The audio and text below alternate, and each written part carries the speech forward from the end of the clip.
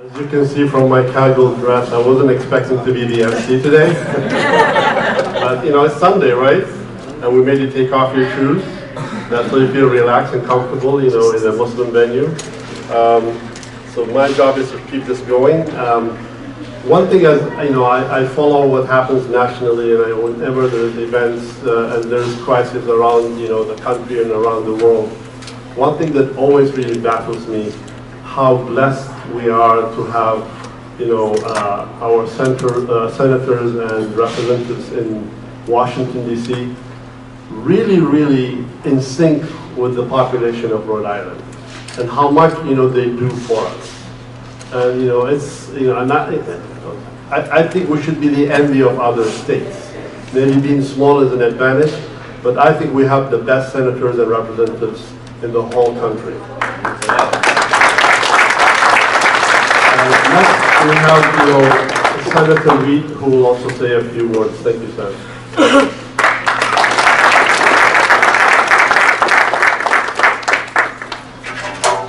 Well, thank you very much. It's an honor to be here. I want to recognize Imam Abdul Latif, who is the head of the Rhode Island Council of Muslim Advancement.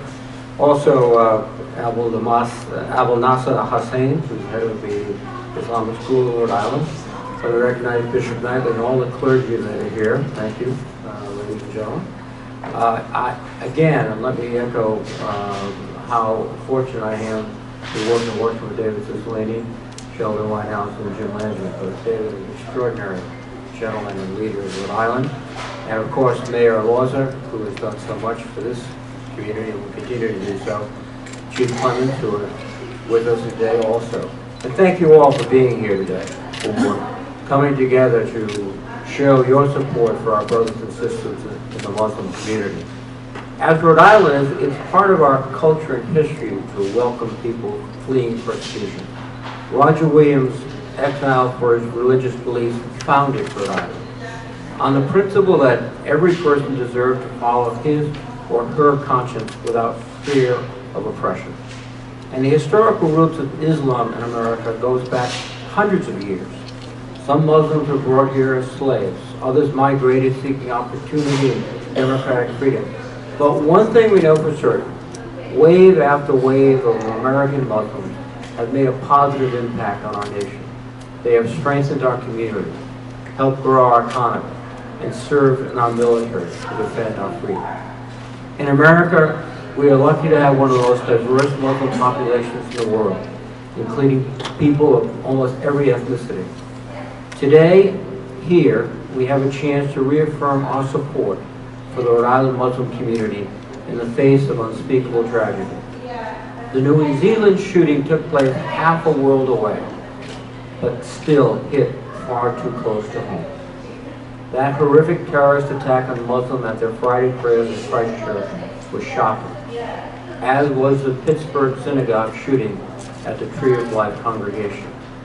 The victims were all innocent people of faith. Their killers all fueled by hate, rage, and armed with military-grade weapons. We have a solemn duty to the victims of these attacks.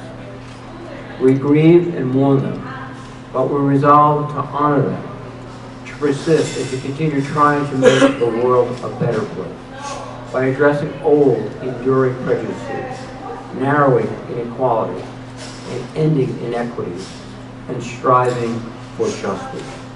And yes, we must act to prevent mass gun violence that has become all too common. The surest way to achieve our goals is through solidarity, what we are doing today, at this moment. And we also honor the victims by refusing to give in to the fear and hate that their killers all sought to spread. In the wake of the shooting, New Zealand's Prime Minister stated to our country's Muslim community that, whether they were native born or arrived there as migrants or refugees, New Zealand is, quote, their home, and they are us. She is correct, and the same is true here in Rhode Island. We are all in this together, and the only way we'll achieve the peace we seek and receive the grace we need is to treat each other with the dignity, respect, and kindness we all deserve. Thank you very much.